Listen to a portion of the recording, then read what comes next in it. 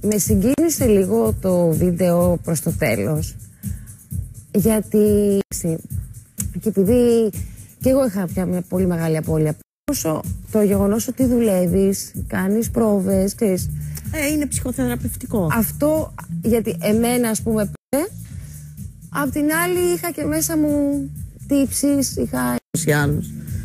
Απλά είναι κάτι φοβερό που δεν μπορείς να επέμβεις. Δεν μπορεί ο άνθρωπος να επέμβει σε αυτό.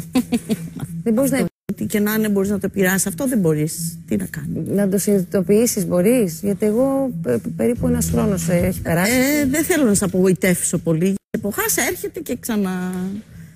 Όταν είναι η στιγμή, ας πούμε, όταν έρθει η στιγμή, ξαναγεννιέται αυτός ο πόνος. Πάντα κάτι γίνεται που στο θυμίζει και στο φέρνει. Ναι, βέβαια. Με την αίσθηση με αυτό που έγινε με την αδερφή σου, είναι διαφορετική, είναι άλλο? Νομίζω είναι χειρότερα τώρα.